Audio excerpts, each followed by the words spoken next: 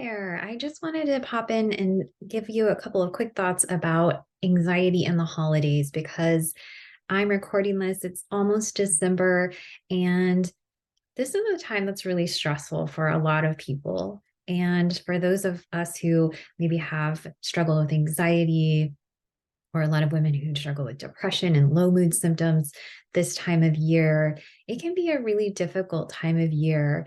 And I want to lean into that for just a minute with you, and in case that resonates with you and you're noticing, maybe some pressure that you're feeling around the holidays to do all of the things and go to all of the holiday parties and spend all of the money to buy all of the gifts and all of the things that I feel like society kind of tells us that we are supposed to do in order to have, that perfect holiday. And those things are okay if you want to do them. And they're, can be a wonderful part of celebrating this time of year. But I feel like the problem is, again, like there's just this expectation that creates an anxiety around what our holiday should look like, how we should show up for other people. And it can be really overwhelming.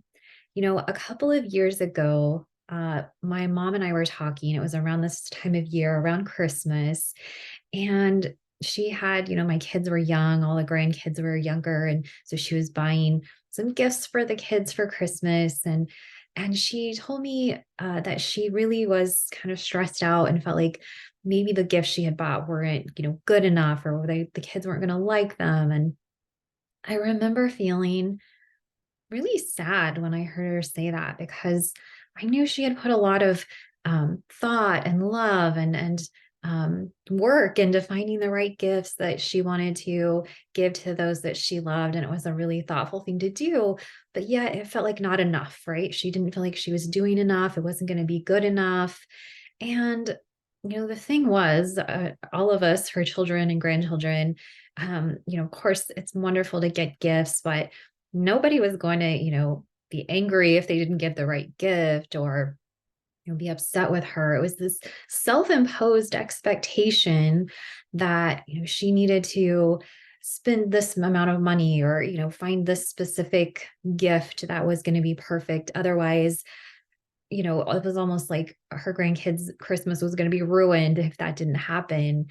And it just, again, it made me feel kind of sad because, I mean, first of all, you don't feel like that's what the holidays are truly about, right? And yet that's the message we get from society and the media, and just the Christmas commercials. At Thanksgiving, at my sister's, we were watching a football game. The guys were all watching football, and there would be these commercials that would come on between or during the game, and they were all in Christmassy commercials, right? For all of the department stores and all of these different things. And it's all these people like with all of these gifts and shopping, and it's so much fun, and or parties and food. And again, those things are wonderful if you want to do them, if you want to participate in them.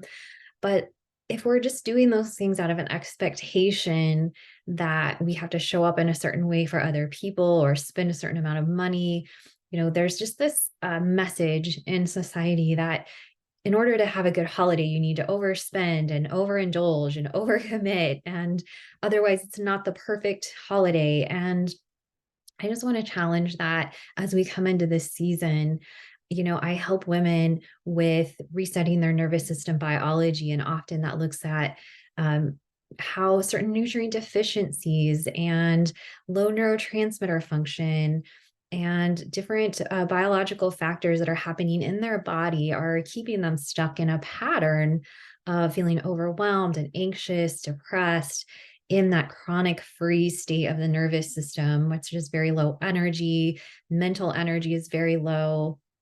And so when I work with women to address that, I find it really helps them to be able to move forward with their thoughts and their actions that they need to take to feel like they're moving forward and feel their best and have the good mood and have the regulated emotions that they're wanting. And yet the other side of this is our thoughts and our actions and even our beliefs that are driving a lot of the things that we do.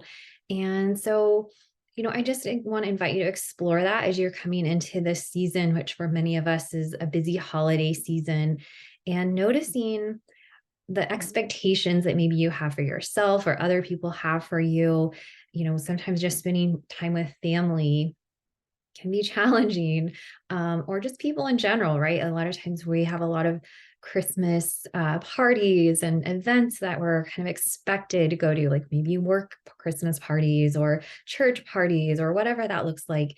And, first of all, you don't have to go to all of those things. You can choose what feels right for you, and just notice as you do that, the patterns that are coming up for you. Maybe there are those expectations that are patterns from earlier in life where, as a family, the expectation was that we would get all of these gifts, or, spend all of this money, or, eat all of this food, right, around the holidays. And you can actually start to shift and change and create new patterns for yourself that really help you to notice what's happening in your body and create patterns that help you feel grounded and secure, and that are helping to build you up instead of really these are a lot of coping mechanisms that people use right now. If we're using them intentionally, there's nothing wrong with buying some gifts for loved ones, or going to a party if that's what you want to do, or even indulging in a treat if that's what you want to do this season. But a lot of people are using those things as coping mechanisms. And I'm even thinking of, like Thanksgiving was just a week or so ago, and a lot of people really just like they get really stuffed, right? And it's almost like that's the expectation of overeating and overindulging. And I go into that season really trying to be intentional about putting the food on my plate that I want to eat, and noticing it, really tasting it, taking my time to enjoy it, so that I don't get to the end of that meal and feel like, well, I just ate too much and I don't really feel great. So that's just one example of maybe creating an intention around this time of year that really helps to serve your ultimate goal of supporting your mood and energy. And, again, really be thinking into supporting that nervous system biology as well. Like maybe there's some nutrients you need to bring in to support your nervous system. Are you getting enough rest? It's really hard sometimes at this time of year to do that when we have so many commitments. So maybe that means scaling back some commitments that you have going on, and deciding what you want this season to look like, and what's going to really help you to move through this season with intention and being really connected to yourself, to your body, that you can feel your best. I'm going to be doing a lot of warm baths with Epsom salt. I always love those, but this time of year when it's getting colder, those are so relaxing for me in the evening. I'm going to be trying to spend as much time outside as I can when the weather's nice. We just had a big snowstorm come through and ended up not being able to get out and walk. So yesterday it was nicer, and I took a walk with my son, and it felt so good to be outside. And I'm going to be intentional as well about who I'm spending time with, how much time I'm spending with them, so that doesn't pull on my energy. And I'm also going to be thinking into how I want to show up for myself with food this season, because again, this is always a challenge. And often when we're around maybe even family, if there's some, I'll just say family drama there, and sometimes we reach for food as a way to regulate our nervous system. And I think sometimes that's why food is such a big part of family celebrations, right? Um we're using it as a way to cope with some of the drama that we might be feeling. And so I want to be intentional about that, because I know in the past, I've struggled with that. Like I've struggled with overeating, overindulging.